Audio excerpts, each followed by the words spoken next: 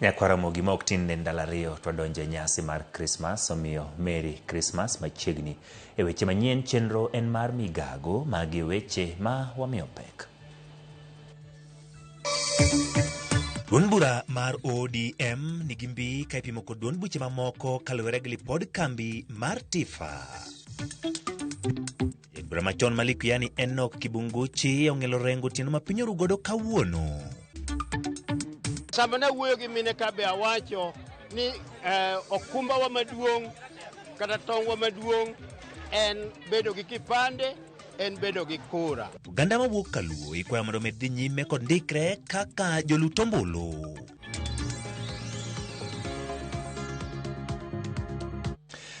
Machiegni nyinga Ochieng' Emmanuel bed kode chakruok nyaka giko. Atamalo 40 ma jo Kenya koni dhi bedo matek ne Ruto yudo telo e okang' mar ariyo bang' tho mar Raila Amolo Odinga. Katamalo 30 to koni Ruto dhi yudo telo no kinyi mang'ich ma kaluwore kod lipod kambi matimo nonro mar Tifa mabendo yango ni duond bura mar ODM pod ni nyime kapimo kod duond buche mamoko ka Judith Omondi miyo ler. E okang' machielo kiloro higa, kambi matimo nonro mar Tifa ogolo nonro machielo mamenyo bedo mar Ruto e telo mar ariyo, mbi mar duond buche ma pacho ka achiel kod ik mar mane osenindo Raila Amolo Odinga. Kaluwore kod ripodni, oyangore ni atamalo 40 mar jo Kenya chichni nyalo bedo matek ne William Ruto yudo telo e kidieny mar ariyo bang' tho mar Raila Odinga, ka atamalo 30 to paro ni Ruto dhi yudo telo nyalodia.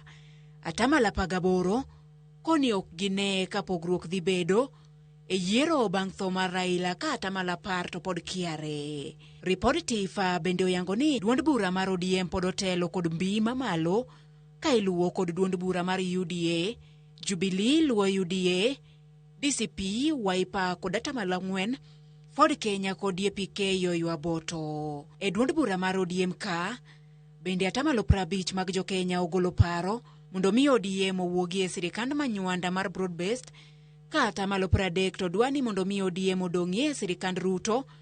Atamalo 20 pod kiare. Atamalo 34 mar jo Kenya dwaro mondo mi ODM oyier jal magibiro chungo e yiero mabiro.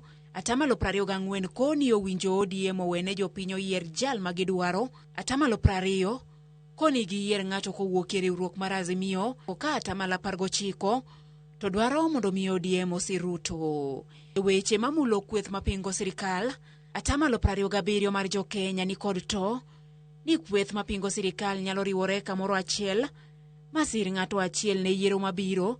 Atamalo 38 ni kod yie ni kamoro ginyalo riwore ne ng'ato achiel.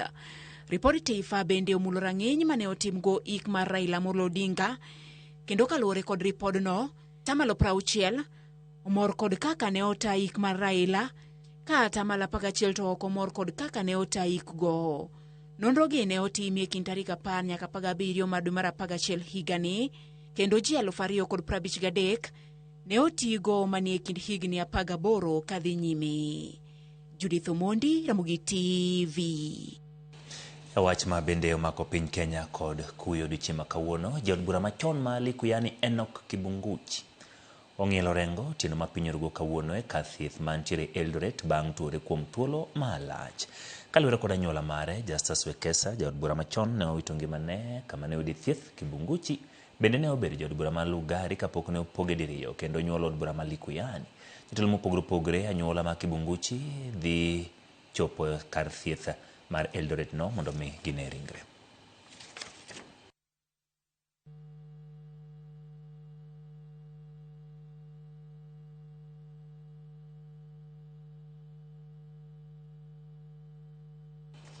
Watimo mos ne familia mar Kibunguchi ka wadhi nyime gwandruok mapek pod dhi nyime duond bura mar ODM ewi ng'ano monego bed ni loso ewi duond bura no gi tend piny owacho ma William Ruto. Magitimre kinde mabende jotelo mag duond bura no kamoting'o jagoro maduong' Edwin Sifuna, jalup Ogai Godfrey Osotsi, gavana ma Siaya James Orengo bende pod gwenyore paro gi jotelo mamoko mag chama no ewi sir mag siro godo piny owacho. Kane giloso e gwenge ma Amisi County ma Vihiga, Orengo tuoni nitie chenro mar uso chama no gi chudhe moko ma bende osebedo ka loso gi piny owacho ka ok ginyondo pach jotelo mamoko mag ODM. Gikwayo jatend piny owacho William Ruto mondo oket e tim duto mane giwinjore gi Mosindora Amolo Odinga. I can produce even the evidence that there are some people who are trying to sell this great party called ODM. They want a hostile takeover. They are making a sweetheart deal over the biggest party in the Republic of Kenya. Na hiyo hatuwezi kukubali. Hatuwezi kukubali. Na yale ambao wanasema ya kwamba baba aliwawacha kwa serikali, nyinyi mliwachwa kwa serikali lakini wananchi waliwachwa kwa boma zao. Ama nyinyi huko kwa serikali? Decision yote ya chama cha ODM haitafanywa na mtu mmoja, haitafanywa na watu wawili, haitafanywa na watu watatu. All the organs of the party must be consulted. Sisi kama wana ODM tumesema uamuzi wa jinsi chama kitaenda kwa mwaka 2027 hautafanywa na viongozi wachache hapa juu. Tutakuja kwa hao wananchi tuwaulize mnataka tufanye namna gani. Wawere gi weche mag siasa. Jolupe kaunti ma Siaya kwedo chenro ma piny owacho magichano tiyogo mar choko osuru e yo manyien mong'ere kaka Electronic Tax Invoice Management System (eTIMS). Jolupo okadho kuom tendgi e kaunti no wacho ni okang'no kidek rocho chenro mag chudo kendo inyo jolupo mabiro dar kendo dhi e pinje malibamba. Kane giloso romano bagi boma Bondo, Daniel Odero ma en jakom ma dhowath manyenye Misori owacho ni thoth jolupo ok winj kendo ok oyango makare chenro no mar choko osuru mar eTIMS. Bende yango ni nyaka sani jolupo pod chulo osuru mani malo kama oting'o chulo lesen, ng'iewo gige lupo kod nengo mokethore mar chiro. Gikwayo piny owacho e kaunti ma Siaya mondo odonjre wachno kendo konye gawo medruok mar osuru e wi chenro mag lupo. Onge kaka jolupowa nyalo kalo yoni ma system ma national government okelo mar eTIMS. Nikeche sama dilo biri bich jalupo pimore, sama ose pimore no onego bed ni chule. Koro chuno ne nyaka jalupo issue invoice ni dila eka dilo chule. Mama no wayudo ka is a quite challenging ni jolupo mawa. Wan gimiluongo ni eTIMS wakia nena ng'o. To koro kwa penjo joka nikech ok agidwa chulo wan nyaka wadonji system gi mar eTIM no to ginyiso wan eTIM ni en yo moro ma sirikal okelo migolo go osuru midwaro go osuru moro kuomwa to wan kaka oganda ma jolupo gi osuru olowa ka gidwa introduce gimoro ta wakwayo ni mondo wabed kod gi piny mondo wabed gi miluongo ni public participation so that wabro understand gik miluongo ni eTIMS ni clearly. Wan kaka jolupo waneno ka nitiere gik moko mosebedo ka hinyowa e lupo seriously. Kalure gi high taxation osemiyo kembe osedhi oko te ma wadong' mana gachiel. Achiel mwadong' go ni be is already ofundo odwagadhi. Onge kaka wabro control price mar rech kopo ni waonge kambi mora mora e Kenya ka. Jaod bura ma Kisumu Central Joshua Orun medo kwayo oganda mokaluo mondo dhi nyime kod ndikre kaka joluto ombulu ni mar mano kende e yo maginyalo keto e apisi jatelo magidwaro ka kinde yiero chopo. Orun wacho ni luoro nitiere ni rowere pok owuok oko moromo mondo mi gikaw ombulu komedo ni kaka jotelo gidorango kenge mano ni ojende owuok oko. Jaod bura no loso e Kaloleni Shauri Moyo Ward seche mane opogo chiemo ne mine eno ni jogo ma yuto margi tin bende oriwore kod oganda jo Kenya duto e dhialo kendo ingo odiochieng' nyuol mar Yesu Kristo.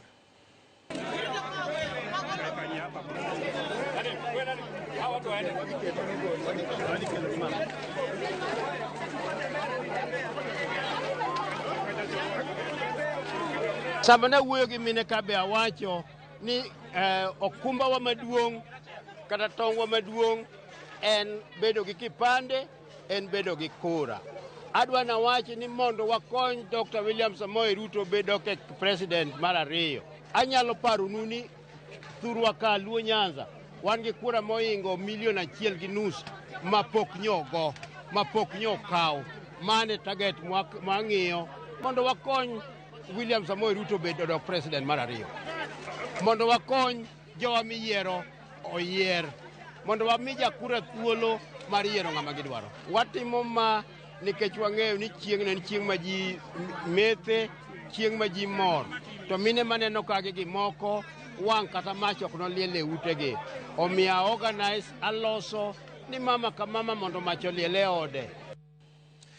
Nyasi mar nyiso kido gi timbe motis kaka Ojawa, Obagi sub-county mar Rieda, kaunti ma Siaya kaka yor tego weche mag tuke kod somo e gwengego. Nyasi no motimore kuom ndalo adek no Obagi skul primar ma Ojawa comprehensive kendo misir kod jonyuol kaachiel kod jodak ma e gwengego owira ni mano en achiel kuom yore manyalo miyo rowere dich e kinde ma gintiere rusa. Jagoro ma nyasi no Dave Okwiri medo ni nyasi ma kamano konyo chiwo thuolo mag tich bende ne rowere kaluwore gi puonj mag yudo ewi lony mopogore opogore manyalo konyo bero ngimagi. Kapita Ochieng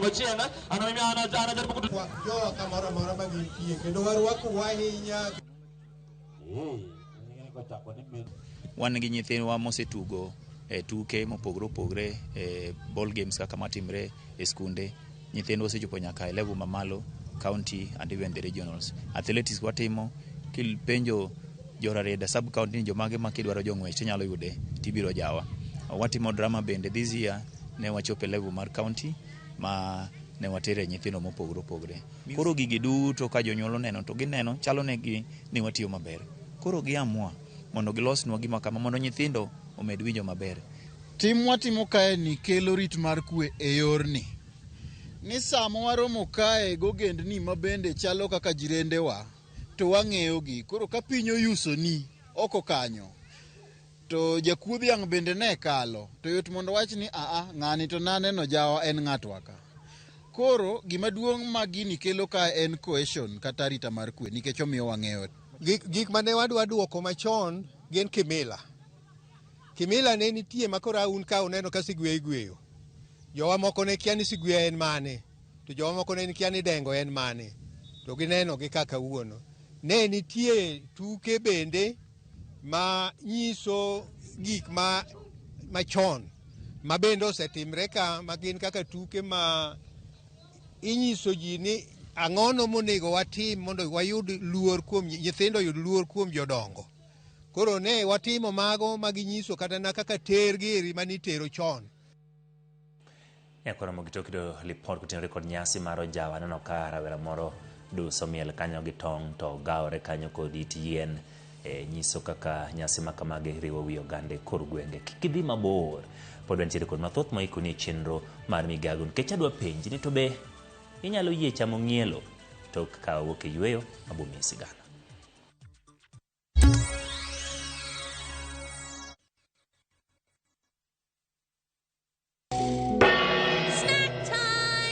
Brought the macaroni. This festive season, let your kids make merry with some kids entertainment on Viusasa. And it's lots of fun. From hummingbird tales to the DIY episode in Bumblebees. I love my slime. And some farming lessons in Little Farmers. What's black pepper in Uganda? Kamulali or Mudagavu? What? To the action-packed Kong Kong land. Oh yes! Watch these plus many more kids content only on Viusasa.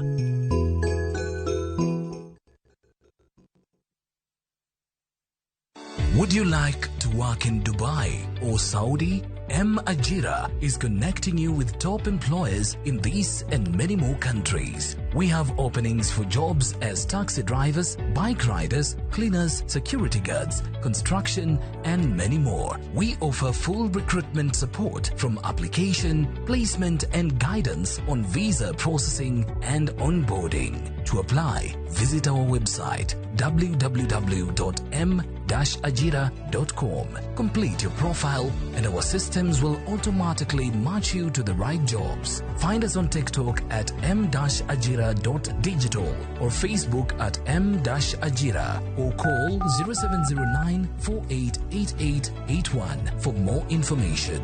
M-Ajira, your gateway to credible global opportunities.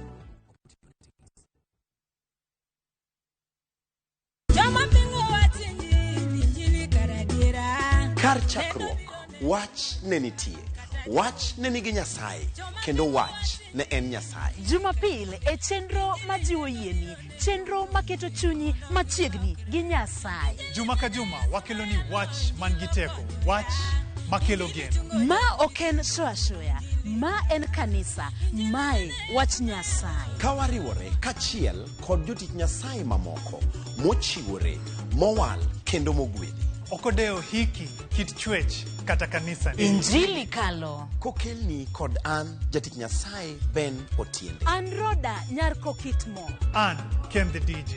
Wan kai nikech injili mitnwa. Wan ka nikech herane mosik. Wan ka nikech in.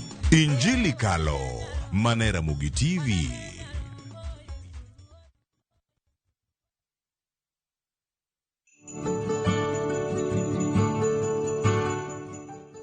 Mor kod ilo okwako pinya kono Mugi Jwang'e kinde gi ma wantie sikuku. Dhok, rombe kachiel kod diek thosi waya. Mor ma wan go sani nyakon Mugi Jwang' kik icham kendi nyakon Mugi Jwang', para ne nyawadu. Wang'eni ok osebedo higa mayot ahinya, lakini kalure kod ng'uono ma Nyasaye ochopo nyaka kuma wantiere odiochieng' ma kawuono ni endi. Emomiyo wawacho ni Merry Christmas.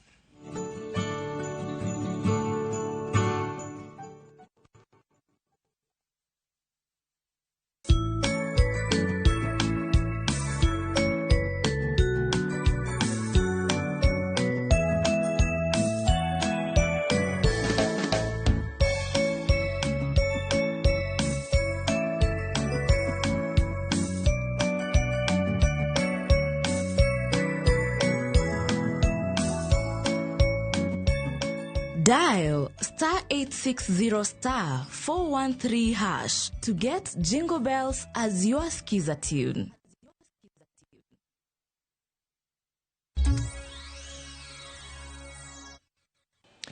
Erokamano kuom medo ketera Mugi TV. Chendo matiegruok kod lony manyasani osidhi ayange kaunti ma Siaya kaka okang' matiego somo mag lony manyasani lai manyien mar somo CBE. Nyasino noyuayo maromo jopuonj 100 mawuok e kaunti no. Chenro bende okelo kanyakla bad migepe maok mag piny owacho ma siro lwedo. Apisas matayo chenrono lero tego jopuonje wi lony makamano kendo long'o mokalo. Wirani jopuonj ema kinde duto tudre gi jopuonjre ka gichiwo rieko. Apisas koloni kod Wycliffe Otieno lero ni kit lony manyasani no biro jiwo teko mag puonj to ok mayo gi tije kaka osebedo kaliekore. Wa target jopuonj nikech sani jopuonje mapuonjo nyithindwa e skunde to kok gi master the technology or puonjre gi computer specifically makawuono ni luongo ni experience AI training to wayudo ni nyithindo ok bi yudo the learners magipuonjo ok bi yudo the best nikech through technology nitie gik mang'eny maginyalo puonjre kanyo mabende gikonyogo nyithindo e skunde. Ncha watimo online training for 3 days. To kawuono wabiro romo kodgi mondo wapolish gik manyicha watimo in the online sessions. To wapuonjogi about Experience AI. Experience AI en a educational program mapuonjo jopuonj on artificial intelligence AI koriwore gi machine learning mapuonjo jopuonj kaka ginyalo tiyo gi these tools e classes mondo gimi nyithindo a good experience. Nwapuonjo puonje 100 mowuok e Siaya County te. Tang'eni 100 go just a drop on the ocean. But tang'eni Minister of Education with its networks obro reach out to other organization. Higa orumo kendo mae higa ma obedo mokwongo ma jatend piny obage twak kod riwruoge mag jopuonj kendo golo singo mopogore opogore duto ma kamoro jopiny penjore to be ne ochopo kare. Idito mondo obedo piny kod jagoro mar riwruok ma jopuonj Kupeta Kelo Misori kendo gigo rameny gigo mbaka dongruok ma jopuonj oseneno higa ni kaachiel gi ywak manyalo bedo ni pod jopuonj nitiego. 13 dwe mar 9 higani jopuonj mawuok e riwruoge ma opogore opogore ne oyudo thuolo mar limo kar jot mar jatend piny William Ruto kendo ka twak ne obedo mathoth mane owachi kendo mane osingi bende ne osingi. Walimu wanaenda kufanya nini State House? Mbona hii mkutano inafanyika State House? Mbona sijui nini, maswali mingi. Mimi kwa sasa ndio mwenye hii boma. Ndio. Wabedo piny kod jagoro mar riwruok mar KUPPET Akelo Misori kendo wamenyo olemo mar omoni ne okelo ne jopuonj ahinya to manie bwo riwruok mar KUPPET. Motelo ne romoni, Akelo go rameny chien kendo lero kama ne gichako nenie ler kinde mane gigose e winjruok mane dhi medo jopuonj osara. 2021 ne omiwa pesa ma sign document mane onge gi pesa koro jopuonj ne ng'ur kabisa. Kane gik mid-year this year to pesa ne ok oket kate budget, koro ywakwa ne umorore. Koro jopuonj noyudo between 5 to 29.5% mar salary increment. Mano en a big stride. Romo mar tarik 13 kar jot mar jatend piny bende ne okelo lokruok e okumba mar thieth ma sani jopuonj tiyogo kendo gitieko dwe okumba mar thieth mar SHA. Kalamogi maduong' en ni mondo giyud thieth ma owinjore e ute thieth duto ma ok ong'adgi oko ma dhi e ute thieth moko. Kochakore 2015 nyaka sani wasebedo under management of a private insurer ma no chakore gi Ion, then Minet Insurance Brokers, then MKL. To wadwaro ni mondo jopuonj owuok in irrespective kama odhi thiedhe, so long as ni en under the cover, mondo jopuonj othiedhi just like any other person mowuok in any facility. Kik uriti nyaka obed ni en referred. Tikech kodito kamano to koro jopuonj hinyore. Ndiko mar jopuonj pod en gima gipuoye e sirikand William Ruto. The teacher gap nobedo bridged to some extent. Teacher gap manobedo bridged how? Kane wan gi transition mar junior school, ne the government nondiko mokwongo 56,000 teachers. Kaito 56,000 teachers kendo gichaki mero 20,000 teachers. Ma sama kuro wawueni wa hope ni the government buru chako medo 24,000 teachers. Mama no dhi miyo wabedo gi 100,000 teachers a period ma romo 3 years kende. Mano gima pok otimore e historia mar Kenya kaluwore gi employment mar teachers. E romo mar jatend piny kata kamano ne ng'uro neno ng'ur mane okolosie nyaka chieng' kawuono kod jatend piny kata mana telo mar migawo mar somo. Ywaruok manitie e kind jopuonj mag junior school kod telo mar skunde mag primar. Kuom kinde jopuonj mag junior osebedo ka ywak ni thoth skunde gi ok yud dongruok maluwore gi omenda ma ichwalo ne jopuonjre ka jopuonjre. Capitation, for example, provides that every school be provided with electricity. Every junior school, there's electricity, there is internet. It has to be provided. But it is true that many schools don't have those things. And this is the third year. A huge percentage of this capitation is not doing the purpose that is supposed to serve. It is serving individuals. Unapopatiwa pesa, unapopatiwa kitu cha serikali, lazima kuwa accountable. So we also pushing for accountability. Yeah, because right now the government and the TSC is more concerned about what the teachers are doing, but not for how the learning is taking place. Akoro dwaro gi maduong' en ni mondo omigi telo mar gi giwuon. Keto ni jopuonj mantiere that level bedo administered like this. Ok en gima tek. Ok en gima tek at all. Nikech aparo ni Judy ing'eyo ni wan gi Kenyatta University ka. Kata mana Moi University ma Eldoret. Kidhi kanyo to yudo ka nitiere Moi University Primary School. Kidhi Kenyatta University Primary School. Mantiere gi head teacher ne ma ok report to the vice chancellor. To gine compound achiel. Onge gima tek mondo wabed gi separate administrative unit mar 3 distinct, nikech sani senior school dhi bedo gi classes 3 kende. Wach mar miyo japuonj ting' mar puonjo kit somo mane otiegore ne bende KUPPET koni nyaka migawo mar somo kaachiel gi duol mandiko jopuonj rangi. Curriculum no se change. Curriculum mo change ni dwaro nitiere appropriate personnel ma facilitate the learning areas mo be established. Nikech sama ne curriculum design iloko subjects, areas, content moko mantie form 3 nitie nyaka grade 8 sani. Sub-curriculum the subject content nitie nyaka grade 8. A learning area mantie kanyo. Kwan mitimo kanyo ogin kwan manie form 1 chon. En gik mobedo brought down. Kato kendo wan gimiluongo ni pathways. Mondo wa establish a pathway, a foundation for pathways for senior school.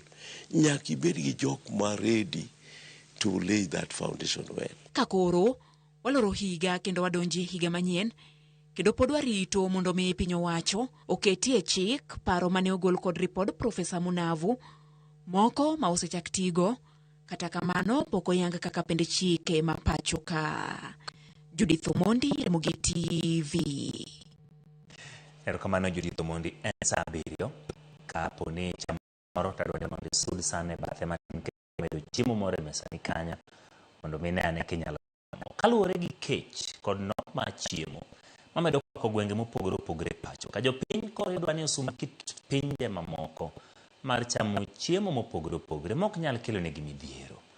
Magi ne wach gi ja ohala Ezron Awiti ma bende japith mar nyang' kod thuol ma koro kwa piny owacho mondo chiw lesen mar chiwo thuolo ne jo Kenya kaka in yang'o kendo chamo thuond nyielo.